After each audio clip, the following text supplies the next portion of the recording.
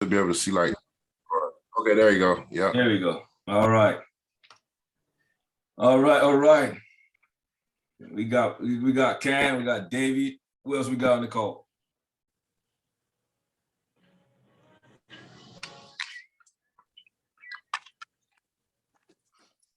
I see Jovi, I see NSW, Matt. So yeah, how's everyone doing today? blessed to be here. Appreciate that. Yeah, thank you. Let me give a few more folks about a couple of minutes they can join us and we can get started. We've got a long list to go over today. Let's see. Get them troops in. Hey, it's Trail here. Hey, how's it going, man? I'm good, man. Good. Can't complain. Blessings. Yes, sir.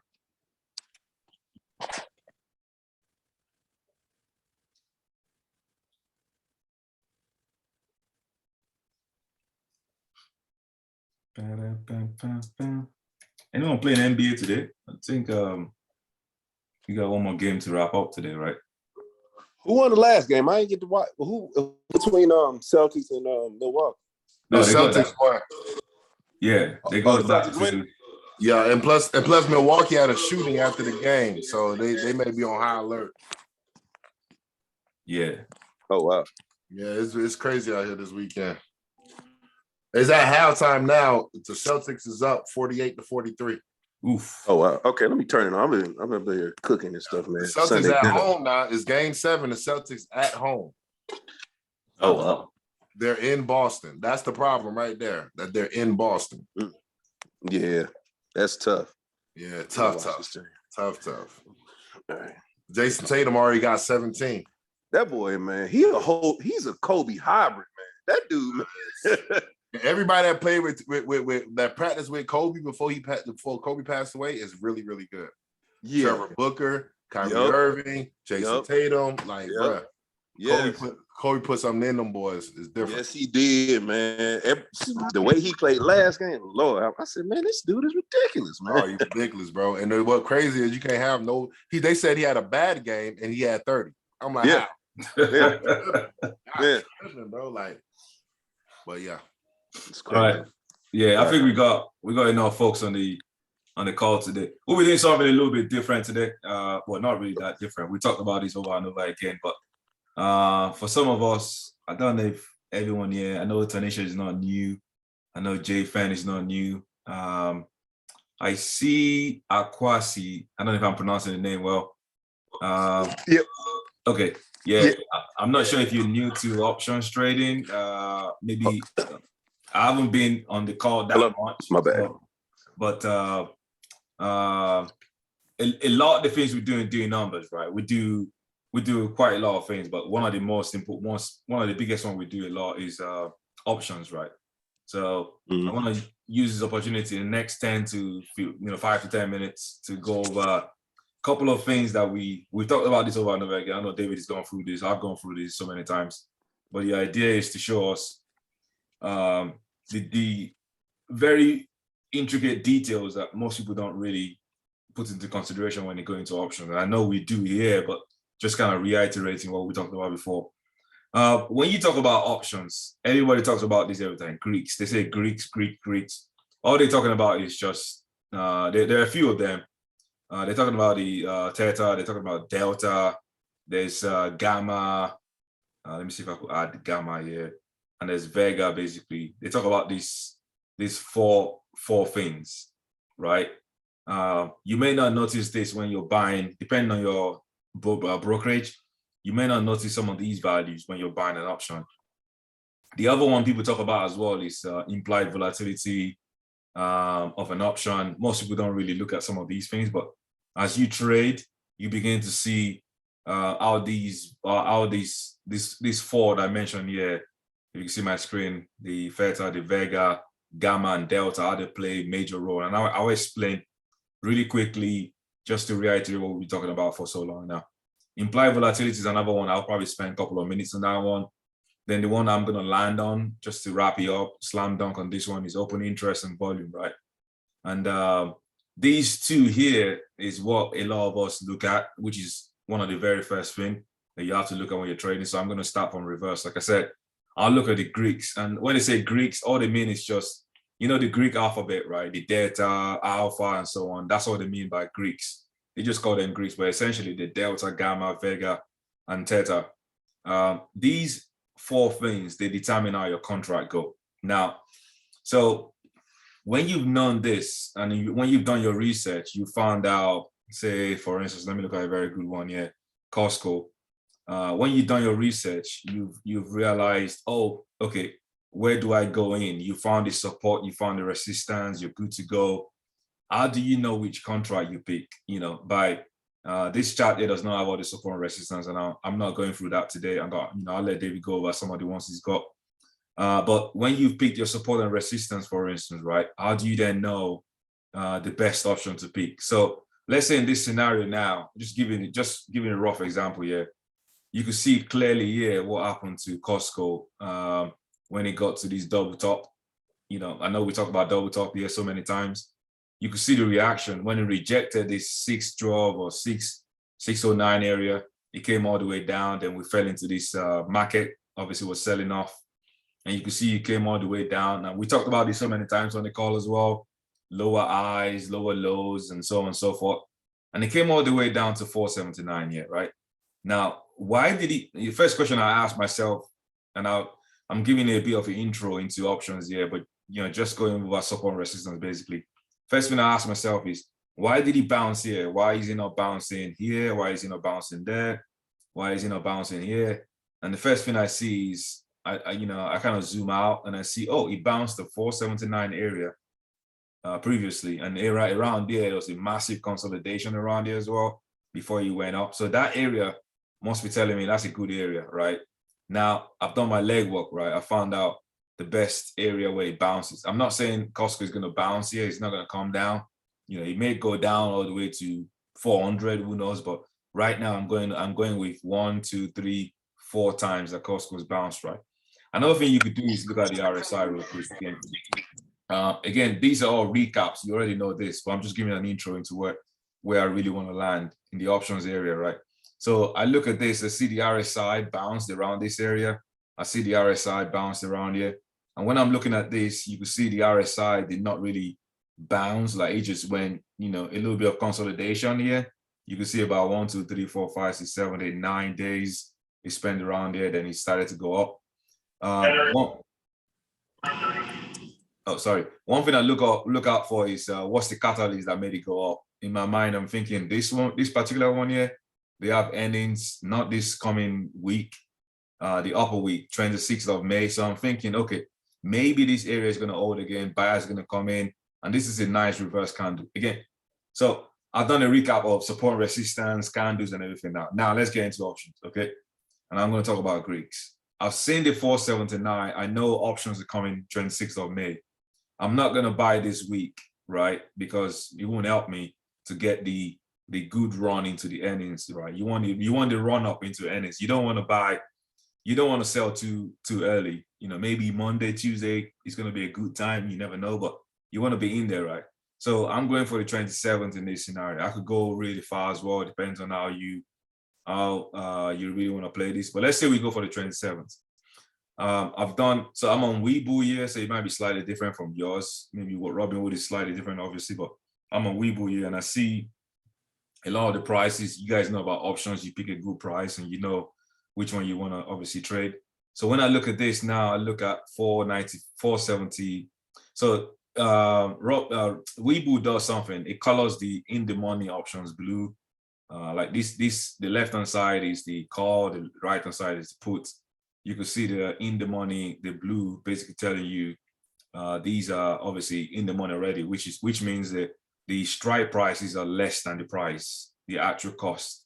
So right now, Costco is about 497. So from 495 down, you're in the money. You can see the price as well. These are like short bankers. Now, what makes the in the money special? And this is where Greeks start to kick in. Why are they so expensive? You start to look at the Greeks. Now, the first thing you look at is the delta. Delta is just basically telling you for every $1 increase in the cost of that stock, it's gonna be your option price in this scenario. It will be between the ask and the bid, right? Let's say 16.50. It's gonna go up by 52 cents every time. So let's say Costco is 497 right now, 0.27. If it goes up to 498.27, this option is gonna go up to from 17, let's say 1770 is gonna go up to 1670. You just add the 52 to it, it will go up to 1720 something, right? 22. And if it goes up, if it goes up again by another $1, you're gonna add another 52. That's what Delta does for you. Now Gamma is let me put this one aside. Excuse me. I'm sorry. Can you repeat that for every dollar that it increases? So for every dollar it increases, the options goes up by the delta. So the delta says 52. If the price of the stock goes up by $1, the option you're trading, if it goes in your direction, let's say it goes up by $1, the calls would go up by 52 cents, right? So if it's 16, let's put this at random. Let's round this up, right? Let's say this is $17, right? That's that, that's expensive. That's 1,700, right? This is everything. All the prices you see here is multiplied by 100. Okay, so let's say the price of 495 call for 527 is 1,700, right? If Costco goes up from 497 to 498, your option is gonna go up from 1,700 to whatever go up by the delta amount. So it will go up by 50. So it will be 1,750. If it goes up by another $1, it's gonna be 1,800. If it goes up by another $1, it's gonna go up another 50. You know what I mean? So that's how it works. The delta is basically every time your stock goes up by $1, I'm gonna add that delta to your option. Okay, and the same thing applies Okay, thank you. Yeah, same thing applies to puts as well. If you have a put, let's say you have 500 put, and again, 500 put these are in the money, so they're expensive, right? If you have 500 put from 527 and Costco goes down from 497 to 496, it will add the delta, which is 54, which is 54. So this will be 16.669 or something rather than 16.1 because you added 0.5 to it. So that's how it works. The next one is the gamma, right? And this gamma is very tricky. The gamma is saying this is the amount I'm gonna add on your option, on your delta every time it goes up by $1. So if Costco goes from 497 to 498, and let's say, let me choose a very reasonable one. These ones are thousands. Let me choose a reasonable one here. Let's say you have a 550 call, right? Hang on. Let me stick to something. This is expensive, but I just want to stick to one of these ones here. Let's stick to 525 call, right? If I have a 525 call for 527, May 27, right? And Costco goes from 497 to 498. That means my price is going to go up by 4. Is my new option price will be 4.9 plus whatever the delta is. So this is 22. So this will be 5.12, right? Now, when the delta goes up, or when the price goes up, the delta is added to your contract. The gamma is added to the delta. So your next delta will be 0.01 plus 0.22, and that will be 0.23. So I know we gotta bring our calculators out here, but this is the engine of the contract, basically. The Greeks are the engine.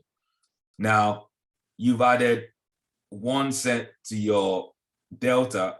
Is basically say every time it goes up by 1, the Costco or the price of the stock goes up by 1, I'm gonna add the gamma on the delta. The delta will be added to your option price. The gamma will be added to the delta. So the next delta will go up by 1 by whatever the value of the gamma is. Forget the Vega for now. The Vega is a bit tricky one because Vega is basically used to figure out the difference between the bid and the ask. And that one is a bit of unknown. It doesn't really. This only applies for those that are going heavy on contract. You have to know the difference between the bid and ask. And I won't waste time on that one now. There's a lot of mechanics, mechanics behind the Vega. So let me take it out so it doesn't confuse us. Yeah, but it's definitely one to talk about once we get to, get really deep into option. So now we know what delta does, right? Every time it goes up by 1 for a call, the delta gets added to the option price. Then the gamma gets added to the delta. Now, what does the theta do? The theta is basically saying your option is going to decay by this amount every day. So if you have an option, let's say you're playing a weekly, right? You're playing a weekly, let's use the same 525. You can see the 525 here as a theta of 24. That means every day your option is going to lose 24. It's gonna go down by $24. Now, this is assuming it goes down on a very slow rate. This is why this takes me to the next one called implied volatility. Volatility is basically, it's really simple. How volatile is this? I don't want to spend too much time on this one, but it's basically saying how volatile this particular stock is right now. If it's below 50%, it's not really volatile, which means your Greek and your Greek will not act aggressively on your option. I'll give you a good example why I say that. If you look at, I think Tesla is one of the good examples. Actually, let me look at one of these ones. Let me find a good one. So this one here is an ETF. I've mentioned this one, I think, a few times. Gosh, GUSH. You can see the volatility is really high. And what happens when the volatility is high is if it goes in the wrong direction, if you're playing calls and it goes down, you will lose your money real quick because the volatility is really high. And if it goes in your direction, you make money quickly. So there's more risk. The more the implied volatility on the contract, the more money you could make and the more money you could lose. So always keep in mind, if you have the chance to look at the option call you're trying to get on, make sure the implied volatility, this is very, very key.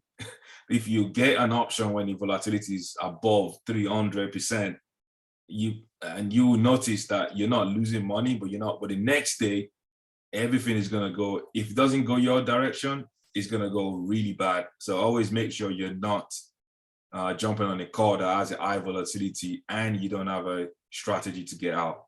So let me go back to the cost and I'll wrap it up real quick. I know David's got a lot of things to talk about.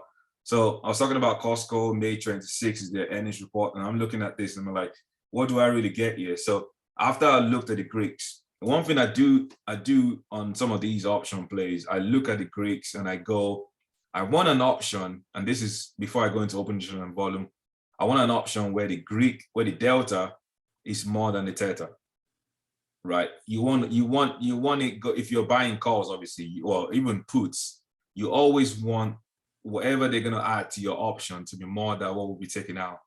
That's basically, if I'm adding, let me take out this gamma so it doesn't confuse us. So you can put delta and theta right beside themselves. When I'm looking at this particular one here, and now I'll tell you something, I'll give you a secret here. Every time you play in options, always notice something. There are 3 types of options. One is the weekly, so they call them weekly. There's another one called the regular options. Now, regular monthlies. When you do regular, you only see the monthly options. These are the options the big money plays. Big money doesn't play weekly. So you have to always remember that every time you play an option, look at the volume on someone. I mean, Costco is not a great example. Let me show you SPY. SPY is a good example for this one. If you look at the monthly on SPY, I'm scrolling really fast, just bear with me here. So if you look at the volume on some of these SPY, for instance, on the monthly, so 20th May, you can see the volume in the thousands. 17th June, you will see thousands of volume. Let me narrow it down to like 20 here. So I narrow it down, so you see the volume on some of these ones, they're in the thousands, right? 13,000. You can see the puts as well, big volume on these ones. You can see the volume. This is it. So the last one, now we've looked at weeklies, we've looked at monthlies. Now there's another one called quarterly. Quarterly is this one happened 4 times. 4 times a year. It happens 30 30th of June is the next one. I think there's one in September 30, and I think December 31st, I think is the last one or something like that. One around there. But these ones are not really traded that much. The monthlies are the ones that are traded. And if you look at, and another good example of monthly contract, just to give a quick example, is if you look at regular stocks, you will have monthly going all the way to 2024 around this time, but you will never get weeklies more than, I think weeklies don't go past the end of the year until next year, or however close it is. So monthlies are the best contract in my opinion, but it doesn't matter what you get, right? I'm just giving an example here. The reason I'm saying that is, and I'll land on this volume. When you have a monthly contract, the volume are really great on some stocks anyway. Like this one, Costco is expensive. I just like playing it because it has everybody loves Costco, but like if you look at the monthly on Costco, they're not great volume compared to Target and Walmart. But what you get though is you have a solid company, and right now, like I was showing you just now, we're on a nice support, and you can see the open interest and the volume. So let me conclude on the open interest and the volume here, and I'll hand over to David to go over. If you guys have any questions, obviously we'll open the floor. But the open interest and volume is very key. Open interest means number of people that are holding it, that holding that particular option. The volume means the people that traded that option that very day. So this is the volume for Friday. 98 people on this 550, right? 98 people either bought or sold, we don't know yet, but the open interest saying from Thursday to Friday, 1,016 traders, or it could be just one person anyway, that on the 550 call. And so as you can see here, I did mention some trick in the delta and the theta, so I'm going to go real quick back to that one. When I'm on the monthly, so on the 20th of May, look at the Greeks on this one. The theta is more than the delta. So this is worrying, because if it doesn't go in my direction, that means I'm going to lose money every day that I'm making, right? So if you're playing any stock, and that's why if you see a lot of the calls on the floor, especially the ones David puts out as well, it goes really far. And one of the reasons, if you look at the delta and if you look at the Greeks, they actually play out. Like if you're playing this one, for instance, this week, you only got 5 days. If it goes down, you lose more money. If it goes back up, you won't recover. That's why a lot of us ask that question. Why is this stock going up and I'm not making money? That's because your Greeks are not in your favor. Like this one here is saying, every time it goes down, I lose $67. Every time it goes up, I make 47. So, you're losing more than you're making.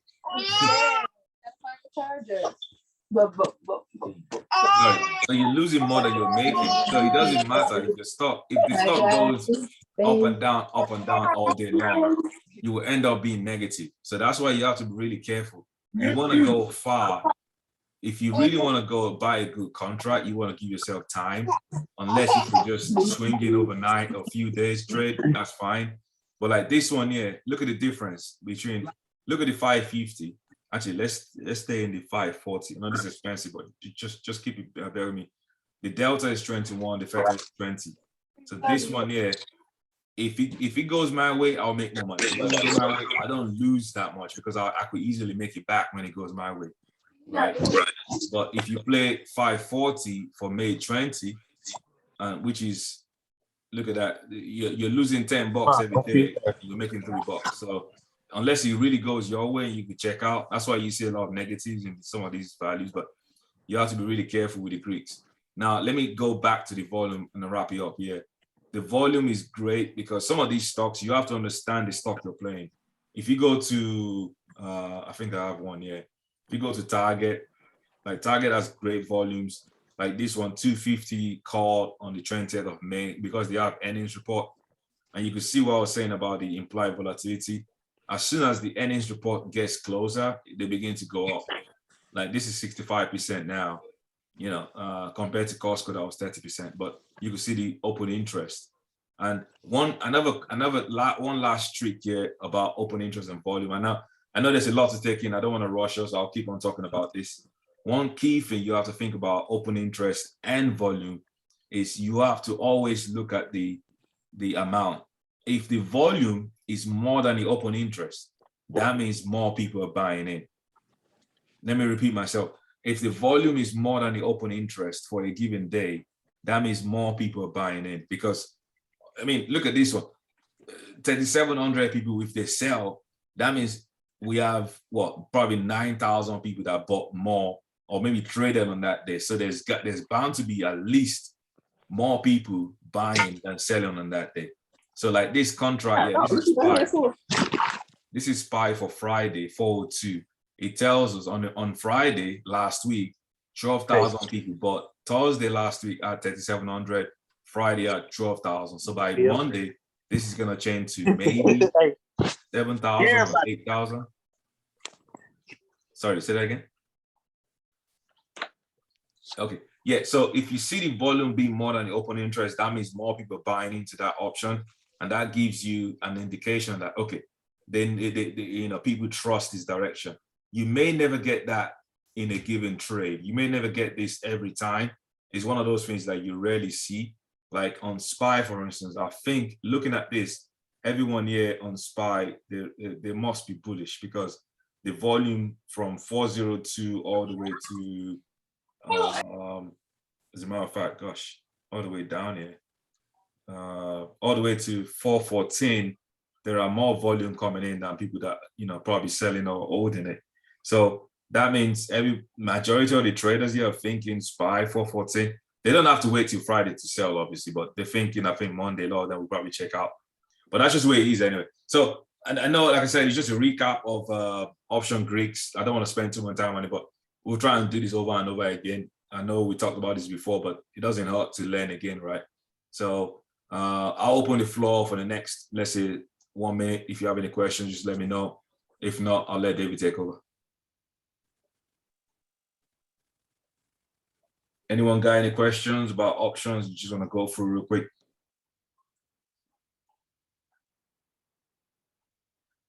All right, cool. Let's get to it, David. David, you there? Yeah, I'm here, big dog. What we got? I appreciate you for sure, bro. I'm writing notes, man. I appreciate you letting me know, man. That's definitely great information to know. Hopefully you guys got your notepad. Hopefully y'all got everything ready for today. Hopefully y'all been paying attention to them Greeks, man. That's very important. And hopefully it answers y'all questions for the people that have been having issues with, you know, some of the options y'all been getting. So, right. What y'all got going on for the day? Y'all see my? I just finished cooking, man. That's it. What you cooking on, bro? Because I'm about to get on some cauliflower, baked So cauliflower. I'm trying to get rid of pork and beef. So I made like a curry seafood Alfredo, and I made my wife some spaghetti, man. So and I'm up here listening to nice, bro. Sounds good, bro, for sure. Yeah, bro. doing it up, man. Yeah, so she brought me some seasonings from Morocco, so it's real good. Oh, you ain't playing no more. Now you I ain't no playing, ain't no games playing, now baby. you You know what I'm saying? Puck. You Wolfgang Puck. Yes, I'm trying, man. I'm trying. She need to cook, but hey, I'll do it. Ain't no problem. For sure, bro. But no, we definitely here today. I'm excited, man. Campus amazing watch list for the week. Let me make sure that everybody is muted, man. We about to get straight into it. If y'all have any questions, feel free to, you know, send in the chat. Ken got a watch list out. We want to go over some of the stuff that Ken got going on. I got a couple things I want to add. It's a big week this week, but you know, of course, we're gonna start off with SPY. We're gonna make sure that we understand our levels and where we're heading to. You know, Costco's got earnings, Target, Walmart got earnings, Tesla looking good at that 700 bounce. But the main thing I want you guys to understand for the day is set your alerts, man, because this is a clutch time. Looking at these prices and seeing what type of week that we had, we hit almost bottom on almost every stock, every tech stock in the market. A lot of, you know, leisure and travel stocks hit the bottom, and now we're starting to see reversals. This is SPY right here on the 4-hour, came down to as low as $385. And then now you're starting to see it break back above the 392. I said our target was 402. We hit that resistance.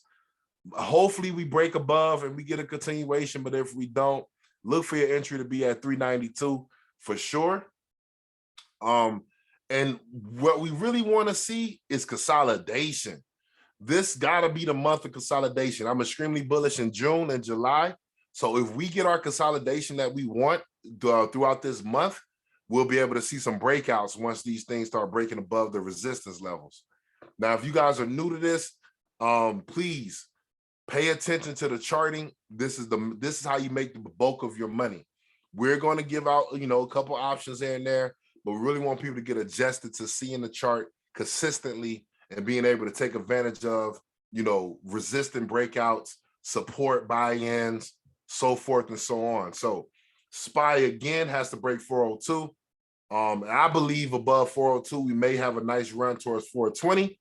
But if not, if we don't break above it this week, look for some type of consolidation from 392 up to 402, which would be good for us going into June. Especially for the people that missed SPY when it came down to 385. Thursday to Friday swing was amazing. So please pay attention for sure.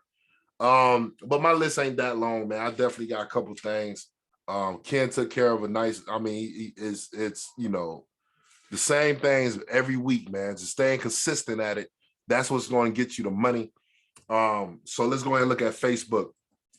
Told you guys last week, Facebook was going to have a gap fill on the way down at 186.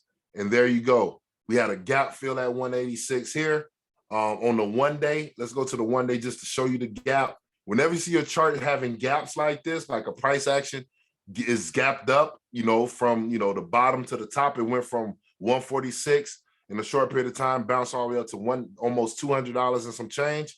Whenever you see some type of gap like this, just know that the price action has to come back down and fill the gap up. And that what we had, sort of a gap fill is what we had on Friday. So, Thursday actually had it came all the way down to about 186. And then now we're back at 199. Now what we got to do as Facebook is just wait for the next move, right? So if you missed out on the gap fill play at the 186, we're on to the next move, which is breaking above this old consolidation resistance around $200.34. Target is going to be 210 for now, but my ultimate target going to be $223. What I was looking at was going far. I want to go towards June. Hopefully we can get towards June. 250. I understand it sounds crazy. I understand it sounds, ridiculous. But look, it is some higher lows coming down. Hopefully we get above this 223. Target is, for that 250, got to be around 245. It gives you a little bit of time going into next month. Just like Ken was saying, the monthly contracts is really nice. But the 250 call is reasonably priced, and we definitely could probably get a move. Now, if you don't like that, if you say, 250 costs too much, I'm not ready to mess with it. You can go down to the, 527, 220 calls. Now, real simple. 220 call above this $200 area. We should be able to get a nice little move towards that way. Even if we go to 210 and you in that 220, you should be able to make some money off of that one. But the gap did get filled, and we are on a nice little reversal pattern here. But we do have to break above $200.34. Does everybody understand? Do you have any questions on Facebook? It's higher lows coming in from the top and higher highs coming in from the bottom. So pay attention to Facebook. Even if we do go up here and start catching that trend line from this up here, around 211, 210, we should be able to see, some downside back to that support area about 199. Anybody got questions on Facebook? Keeping it real simple for this week. So next on the list, PayPal. I know it seems impossible. I know it seems like, man, is this market ever going to recover? But every year we go through this downside around the same time of year, and every year we have a recovery. I'm betting on the recovery. Now, if I'm wrong, that means the bottom supports is going to break. That means $72 on PayPal is going to break, so we can have more downside. But this is a circle old support, new resistance type of deal. It's around $94.79. It looked like it hit bottom around $62. And it's reversed back above the $79 area on the monthly. My target is from 79 to 130. If you like PayPal, hopefully you'll be able to get into some Julys.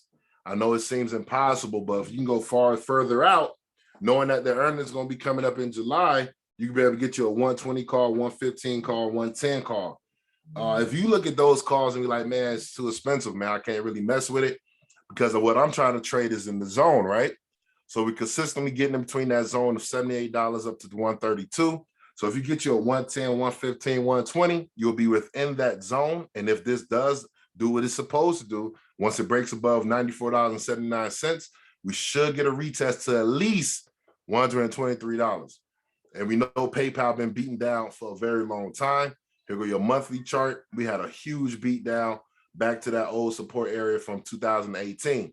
So if you guys, like PayPal, if you're into, taking advantage of some discounts for great companies, pay attention to PayPal, pay attention to Square, pay attention to MasterCard. But PayPal for trades looking like it's going to be a go once we get that reversal sign or any type of consolidation. I'm definitely going to be looking at 115s for July, 120s and 110s. Anybody got questions on PayPal? If you don't like PayPal, you can do a weekly $90, $85 call. That's safe. That's basically from the bottom support to the resistance levels right above it. $85 resistance, $94 resistance. That's keeping it really safe. That's not even going too far out. This is a Monday, Tuesday trade. If it comes in on Monday, break back above 85, you're safe to do a $90 call or $95 call, either one. Anybody got questions? Hold on. If you have any questions, yeah.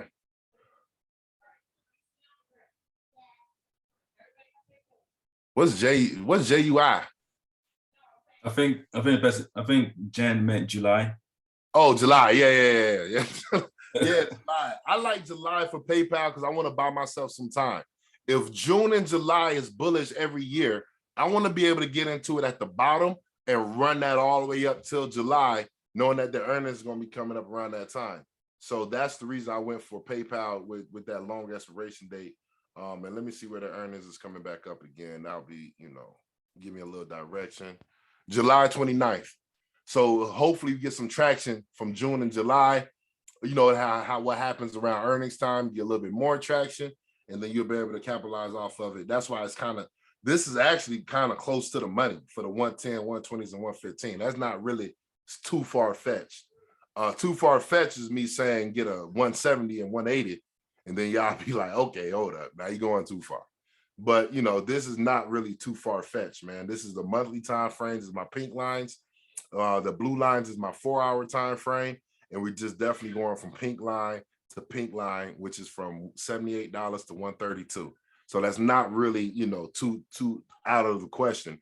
Of course, we got to wait before that break before 94.79 or wait for that hold at $72 again. But again, from the beginning of what we talked about, we want to see consolidation this month. If I can get a good consolidation this month and be able to get in at $71 or below or for a reasonable price, man, that would be amazing. And then when that reversal, if it ever comes in, hopefully we be bullish, in June and July. But if it comes in and I'm in those contracts at a good time, this can be, magnificent. So that's why I'm paying attention to it. Anybody else?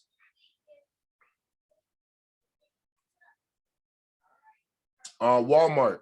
And we know Walmart and Target. Walmart got earnings on Tuesday before the market opened.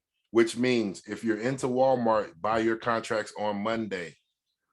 Again, Walmart earnings is before market on Tuesday. So even if you do a put or a call, make sure you get it but on Monday so you can be ready for that morning opening up.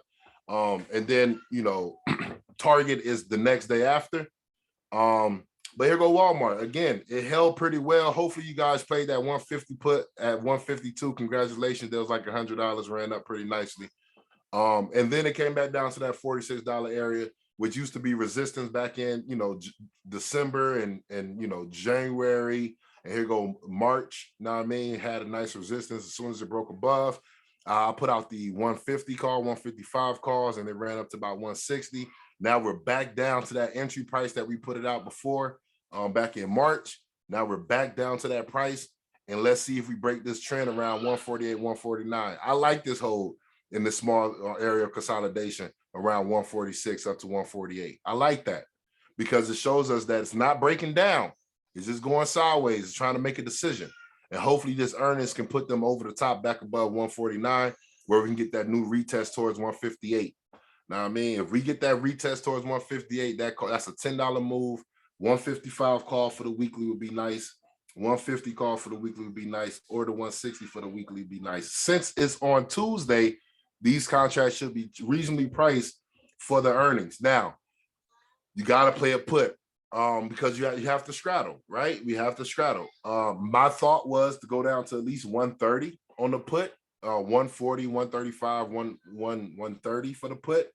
But make sure you keep that price range balanced. So if one contract for the call costs like $50, $60, try to get the put around the same price range, because if it drops, you'll be able to make some of your money back and plus some more. You feel what I'm saying? So please pay attention to that Walmart. But we did make the trade from the same area where it's at now all the way up to 158. So now let's see if we get that retrace back towards the 158 once it breaks that downtrend around 149, 150. So pay attention to Walmart tomorrow. If it continues to go sideways tomorrow, that's a better sign for us, because you really don't want to have a lot of traction the day of their earnings. You really want it to kind of settle out and go sideways for a day. And then when earnings come, our put or call can go either way. But make sure you guys pay attention to that 155, 150 first, and then 160, if it works out right, we might get a nicer run towards that 158, but 150, 155, honestly, is the two I'm really staring at. What else we got going on for the day? MRK. I know we ain't been talking about MRK as much, but MRK is holding at this $90 area. We've been waiting for this to break ever since it broke above 78. We had a couple trades in between there, kind of worked itself out. And then it came and found some support at $83. And now we reversed back up, breaking above that 88 again. I told you guys on Thursday or Friday, I don't know what day that was, that MRK look exactly like PFE, which is Pfizer. And what's your team cooking up on the grill? Oh, yeah, I got you. So yes, this looked just like, and if it's Ken voice, this may be a cup and handle. But yeah, it looked like it's definitely going to be breaking out above this $90 area. I'm saying pay attention to MRK because it's been consistent. A lot of stuff been down in the market, but it doesn't mean the market is dead. You just got to maneuver into something else. You feel what I'm saying? Like, we have MRK, we have oil companies, we have ABBV. It's so many companies that's out here doing this thing that you cannot say that the market is dying and you can't make no money. Now, I mean, these are the only thing that's red on Friday. But overall, if you look at the three-month move, they're the only thing that's green. So that means that for the last 3 months, Walmart, oil stocks, Costco's, Target, even though Costco says down a little bit, it's up. It's not, I'm not really worried. If I go to the 6 month, Costco should be cooking. Oh, no, hold up, never mind. Let me go all the way back. I don't want to talk about Costco. But look, you understand what I'm saying, though? These sectors are still green. Costco's going to have a big recovery back towards that 600 retest. That's going to be a huge trade. Hopefully, you guys pay attention to that. Yes, that Boeing. I got Boeing on the list already, too. Hold up, man. Let me cook, man. Chill. ABBV, MRK, Eli Lilly. These companies are green in the last 3 months. Oil companies are green in the last 3 months. Utilities are green in the last 3 months. Duke Energy, man. We use Duke out here in Florida. This is what I'm used to seeing. So don't feel like, oh, it has so much red because you're looking at the 1 week scale or the 1 day scale. Go look at these 6 months. Go look at these 3 months. See what's on discount and then see what's moving that's been talked about. Know what I mean? So now you're starting to see, once you go back to the 1 day, all of this stuff looking green. This 1 day will make you believe that MRK and ABBV ain't performing well. But when you go back to the 3 month, you see that they're performing well. Now, I mean, so please pay attention to this sector. It's quiet. It ain't moving a lot. We got our entry at $78 on the first run up to 90. And now we're above the 90. We may start pulling off a $92.50 or a $95 call. So I'm definitely going to be paying attention for this one for a continuation. If you guys looking at contracts, please, pay attention to that time frame. I see a lot of traction coming in for that June contract. $90, 92.50s is coming in. You feel what I'm saying? 90 and 95s, right? So keep it very simple. You don't have to go super heavy. I actually see $100 calls coming in, and that's not too far fetched. Why? Because we're over our all-time resistance, which was $88. We're over that. So now the skies is becoming the limit. I don't want you guys to go up to 100 if you don't have to. If you can afford a 92.50 or you can afford a 95, keep it kind of tight. And be careful with that action that bid for sure. And watch your Greeks. Anybody got questions on that? Yeah. Sorry, someone said something. I don't want to interrupt. All right, never mind. Go to the monthly on that Yahoo chat, man. That thing is cooking real well as well. That's a nice, like you said, it's a nice cup and handle right there. Yeah, for sure. Yeah. For sure. Cup and handle set up on the monthly. It looked just like PFE before PFE went up to like $10. Exactly. You know what I mean? So it's definitely in that zone of, we may have a good continuation. Our RSI on the monthly is only at 61. This week, it came down and gave you a small little entry at 83. So it definitely is giving you a little small little opportunity for buy-in, but now we're above that 88 clearly, and we may be able to have a nice move coming up soon from MRK. I suggest pay attention to it, add it to your watch list, set some alerts at the 88 because it may go down and retrace that 88 support. But overall, $92.50, $95 calls. Be careful on your action to bid because they're a little tricky, but it looks like it is bullish. It's bullish on, Yahoo Finance, short-term, mid-term, and long-term. So these should have a nice recovery. And I've been talking about MRK for a long, long time. So definitely got a lot of energy. I know Ken put it out last year around the same time. So we definitely got a lot of energy coming into this year. Anybody got questions? Boeing, yeah, I do like Boeing for sure. How did my things get connected to yours? That's why I can't hear David. I do like earnings. I do like Boeing going into this week, man, for sure. I feel like Boeing is hitting bottom. Again, look at the monthly. This is where their consolidation was from 2013 all the way over to 2016 before it broke out. So it spun 3 years around this 125 all the way up to about 150. You know what I mean? So we're back down to those prices, and that's pandemic price. And the bottom of pandemic price is like $90, but still, we're right here. We can call it back in 2016 pricing. I feel like Boeing gotta have something in them. It gotta have some juice coming in. Big investors gotta pay attention to Boeing. They got some big deals coming out with FedEx. They had some announcements last year. So please pay attention to Boeing, especially around this 122. Now, y'all don't have to just trade options, when y'all looking at these good companies at these discounted prices. Hopefully you guys can understand, bro, buying long-term shares is basically the vibes, right? We trade options to make money, to put money into long-term, right? So when you're seeing these cheap prices, and I'm telling y'all I'm bullish in June, bro, take advantage. You don't have to trade the option. You feel what I'm saying? You can take advantage of some of these cheap prices like PayPal and Square and Boeing, and now not so much Apple for me. I want Apple to come down to about 137. I think it hit 137 this week, but we'll look at it. But when you see these cheap prices, take advantage of these prices, man. Don't feel like you have to trade options, even though we're talking about options. And I definitely like, how it's breaking up above this bottom resistance. It's like it got to break above 131. And then that 140 call that QC talking about would definitely be fire. You feel what I'm saying? Like, would definitely be fire. So it's definitely, one of those things where patience is going to be the winner consistently. So set your alert. I'm not saying that, again, I want consolidation. So if I can sit back and watch, Boeing bounce from 139 back down to about 126 and start consolidating or doing something sideways, that's better for me to gauge. That's better for me to understand when to get in and how to get in. You feel me? So you don't have to rush into it. You can just sit back and kind of watch the market, and things are super red this week, but you see what big money is doing when things are super red. We have a green day on Friday. So the people that got all the money, they not scared. They definitely they're going to get into their trades. They're going to get into their long-term adjustments. They made money from the pandemic. for when the stock market spiked, and now they're about to make the same money again, almost at the same exact prices of pandemic. Bruh, we got to be involved. We have to be involved. You know what I'm saying? So please take advantage of whatever you want to take advantage of, but pay attention. This is a clutch moment in the stock market with these prices being so low.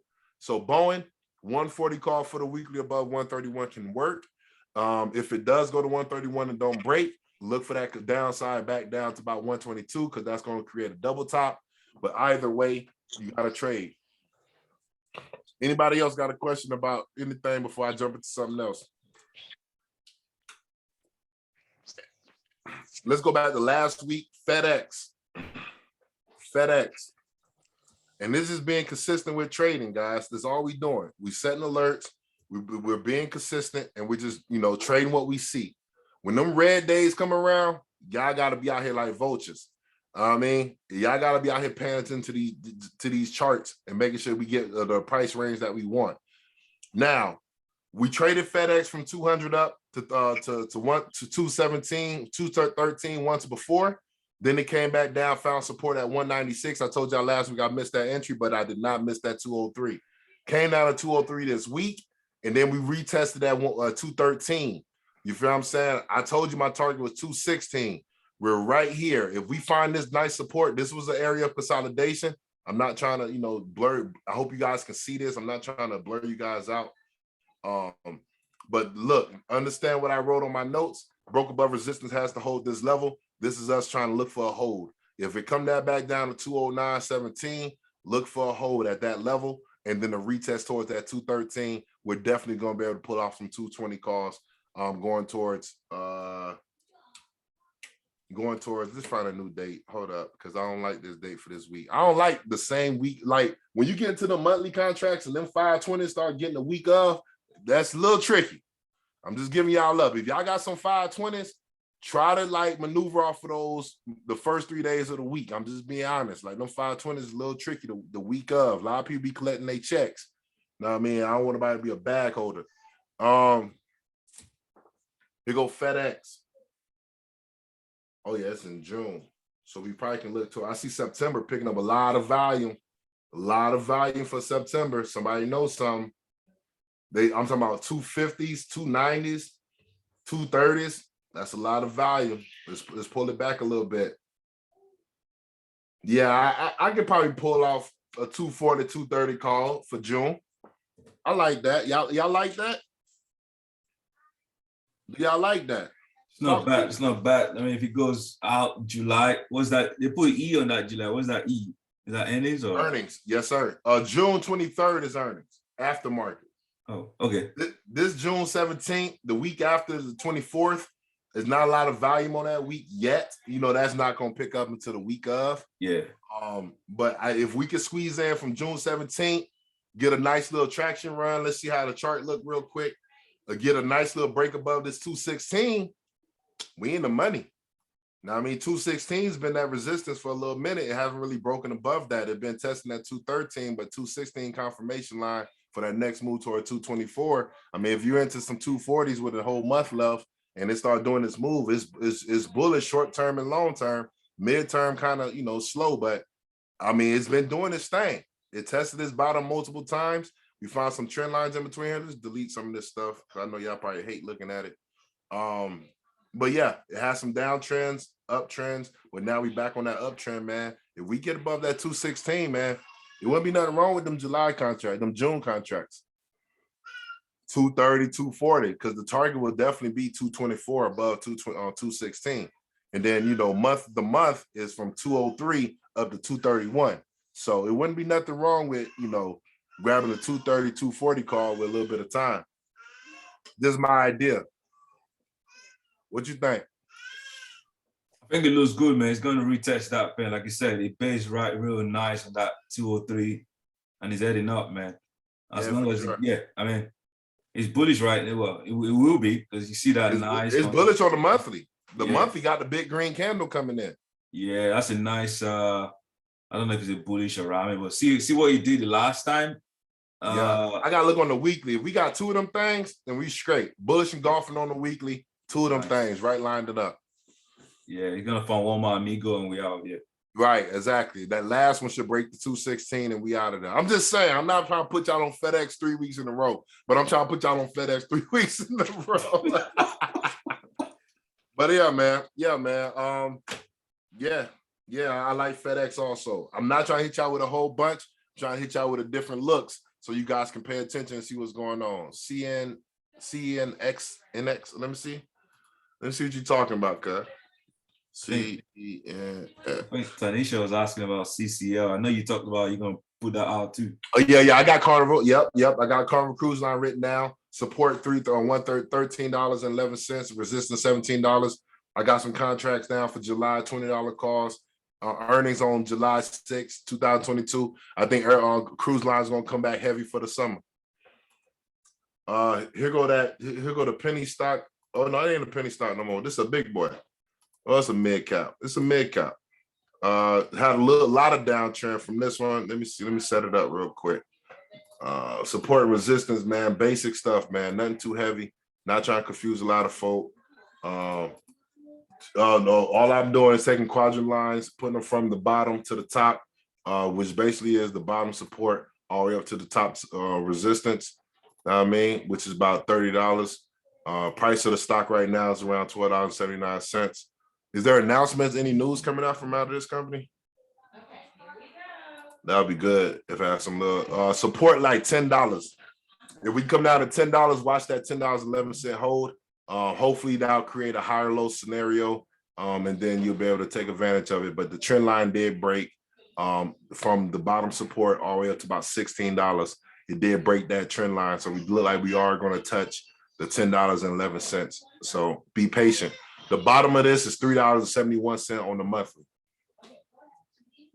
And that's all I know about the company. I don't really know a lot about the aluminum company, but it looks like they may have something cooking.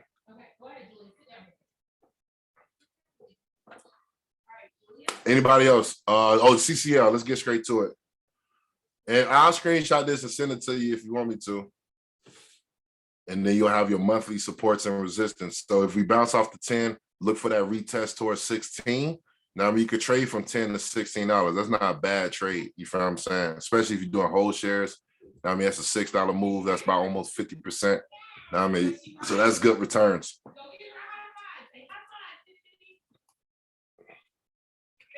Anybody else? Other than CCL, I'm coming right back with CCL right now.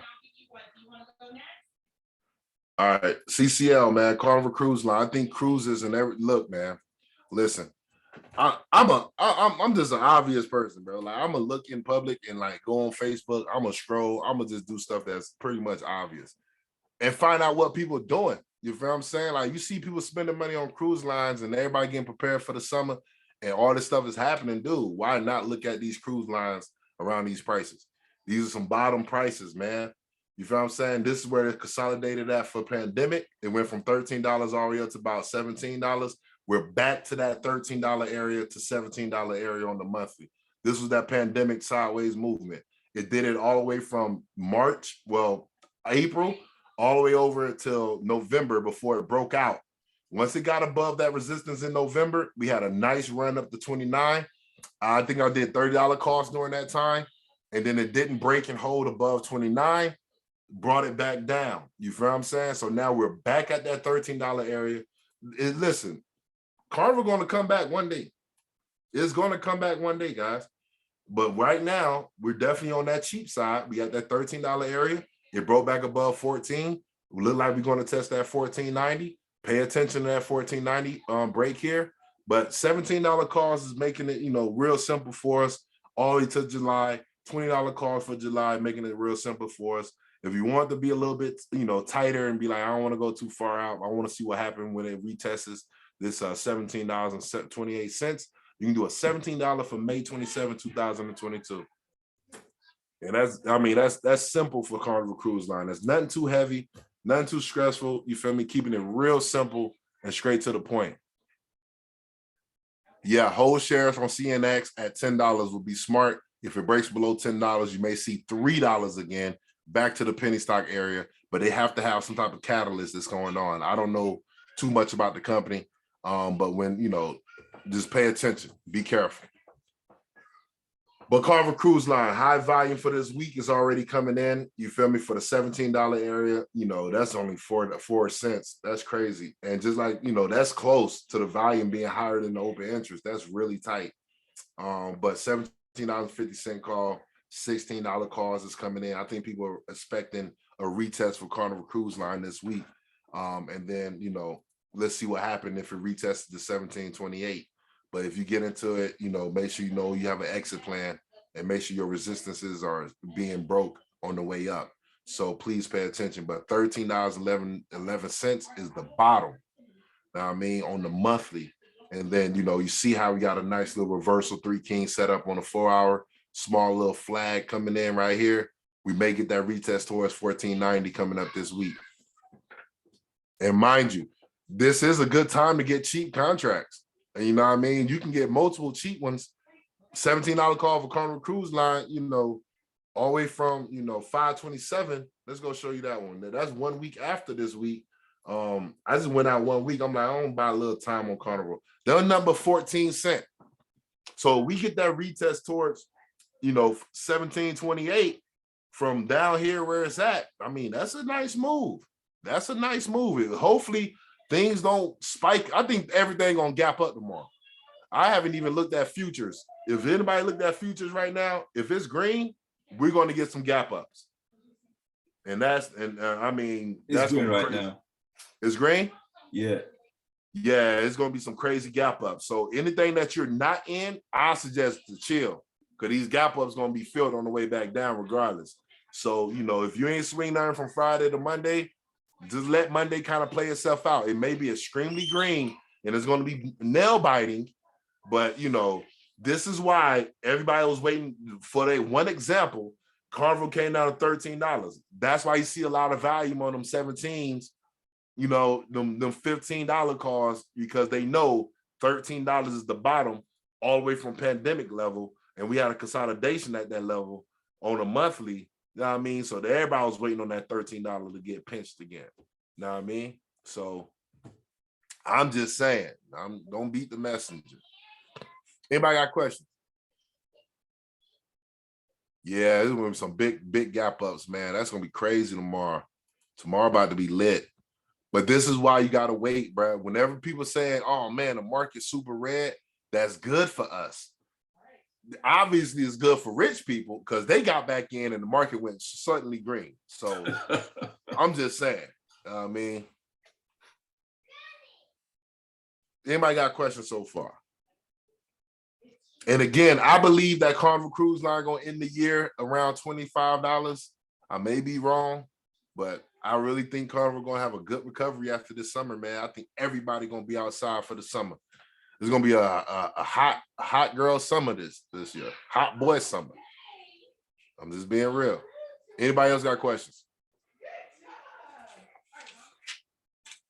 Okay. Y'all think I'm out here? I ain't got enough. XOM. We still cooking, man. I got more, man. And I'm just covering bases with people that have been trading this stuff, man. I'm just trying to make sure you guys are paying attention. We know that the oil is affected by, and this is a nice chart. That was nice. Oil is affected by travel. So, airlines uses the majority of the oil, cruise lines, they are the consumers of the oil. So if they're coming back, and oil been up, you notice, beginning of the end of October, ExxonMobil was $30 in 2020. You feel what I'm saying? We had a nice move since then, haven't been down since, breaking above all types of resistances from back in the day. Ultimate target for ExxonMobil is 104, which is their target price. But now we're still bullish. We're still bullish on ExxonMobil. This week, ExxonMobil came to $84 twice. We was notified at $83 by QC, and then it spiked right back up to 88. Then on Thursday, it came back down to 84. Like, y'all think we not gonna give out another entry? ExxonMobil is giving out double bottom entries, and now we're breaking over the top right now. Hopefully, please, I'm tired of playing with ExxonMobil. They need to go ahead and break that move towards 94 so we can get that $100 and 5 call. Know what I mean? And so we can keep this thing moving, man. But ExxonMobil did have a small window of consolidation last week where it went from $83, $84 up to 88 and did it multiple times. Now, I mean, so that's an easy trade that you can consistently make as long as you got your alert set. My alert was set at 84.25. It came down one day to about 83. Then it came down to 84.25 again. Easy $80 call, $88 call, $85 call. Easy to make. Now, I mean, I'm not trying to, put y'all in the blender, but I want y'all to pay attention to the same trades over and over. Now, I mean, we have to. Anybody got questions? If y'all want to go further out, look for a break above 94. Until we break 94, I'm not even gonna be wasting, too much with ExxonMobil unless it keep hitting the 84 and keep giving me that little move. If we bounce up to 92, look for that hold at 88, then, so forth and so on. But you can trade this multiple times and make the same, consistent money. These contracts will be extremely cheap at $84. Upstart gave out amazing puts. $11 puts turned to $1,000. If you guys got the $40 or the $30 put, and then it hit bottom around $27. We have to break above this 38. I don't think it's going to do it. I think we're going to retrace back down to 27. And then you'll be able to make a decision on what you want to do. But whenever you see something go up or down super fast, quickly, we've got to see some type of consolidation before we start making a decision on what we want to do. We have to be consistent on that. I understand it sounds far-fetched, but whenever you see a consolidation on the downside, it usually continues to go down. Whenever you see a consolidation on the upside, it usually consolidates and then spike up again. Now we're looking for a consolidation on the bottom and a spike up because we're hitting monthly lows. You feel what I'm saying? So on the monthly, we're back almost at initial price. This is initial IPO price from 2020 December. When I first talked about, oh my goodness, I'm old. I feel like I'm old now in this game. This is my very first Upstart post. I mean, was then around that same announcement of their first IPO. So, it's crazy. Here it go. The December 17, 2020. First thing about Upstart, man. And that's crazy. You know what I mean? When you're been in it for that long and you actually can retract and be like, man, we back at pandemic. Oh, we back at IPO price. It's crazy. But that's what happens sometimes. You feel what I'm saying? That's exactly what happens sometimes. So it's okay for some of these IPOs to go below IPO price and go all the way below, all these prices. But look what's happening. People are making money from 26. This ran up to about $400. We caught it from 130 to 400, but dog, $26 to 400 in a matter of a year? Jeez, help me. But now we're back at IPO price. Not saying that it's never going to get back to $400, but this 1 year, this is extremely overpriced. You feel me? Extremely overpriced. You can't go from 26 to $400 in a year. That's crazy. People gonna take their money and run. Like, we straight, we rich. So, it is what it is. Anybody else? Oh yeah, okay. Now I'm gonna get back to the bat now. Lucid. I've been seeing a little bit, nod ends and talks and different things about Lucid. But again, you gotta take advantage of certain opportunities. And Lucid, all these prices that they're breaking down to, somebody's buying in on these for them to have these retracements that they're having, right? So the bottom of Lucid is $13.47. We was talking about it, this area had a consolidation here. We traded it here for that small little 1996 move, but now we had a break below that 17, and that's how you know that $13 is going to come back in. We bounced off the $13.47. Now we're back above the 17 again. Is it going to go retrace back to 1996, or is it going to fail here and break back down? We don't know. But what I know is that EV is the future. Hopefully people are paying attention to the EV companies. Find one of your favorites. You've seen what Tesla did. I'm not saying Lucid going to be another Tesla, but last time we put out Lucid around $19, it ran up to $57. Now, I mean, we made a little bit of money off of that. And then, you notice from there, it's been dropping ever since. So $13 for a stock that was just, we made our money from 19 to almost 60. Let's pay attention to this 13. You feel what I'm saying? If we start consolidating between this $13 all the way up to about 17, we may have a nice chance to be getting in on some good prices for Lucid, especially if their next earnings come out better than the last. They got 2 kings set up on the 1 day. We look like we are going to go test that 1996, which was a good year and a bad year at the same time. And then, we can go from there, man. But I'm totally enjoying my day. This is Happy Sunday. I'm excited about going in tomorrow, man, because I feel like the setups are looking clear, and we got a lot of opportunity of a lot of, good trades coming into Monday. So please pay attention to the market, man. If y'all have any other questions, man, that's it for me, big dog. Ken, I appreciate you coming in. Could you do a 204, a $20 call for, yeah, 1996 is my target. $20 call be fine. It's already breaking above the 17. I mean, we got a couple levels in between there, but more than likely it's going to retest the 1996. If anybody else got any other questions, man, I'm good. Ken, I appreciate you coming in and talking about the Greeks. Yes, that was a special yes, request from QC. QC was like, man, I need somebody to talk about Greeks. Look, I don't talk about Greeks, but I'm gonna call Ken up, make sure that he put that lesson on us, and make sure y'all took some notes. I got my notes. I'm ready. I feel like I'm ready to go for Monday. You know what I mean? Let's do it, man. Thanks, David. Thanks for jumping. For sure. Oh yeah, real quick. Go to watch list, go over the notes, go set your alerts. These are some consistent trades that you can make up and down. If we find our consolidation levels at resistances, please use that to your advantage and get you a put. If that put come down to your support and don't break, buy you a call at the put level, at the bottom support level. Stay consistent on your trades. You don't have to worry about what's the new trade. You have it. All right. God bless y'all, man. Y'all holler at me. Be blessed. Stay consistent. Go look at the watch list. The video will be posted right after I, upload it and stuff. And that's it, man. God bless y'all, man. Enjoy y'all Sunday. Tomorrow, we back live. Morning session. We're going to talk about what's going on in the morning, man, real quick. No. Tuesday, we back live.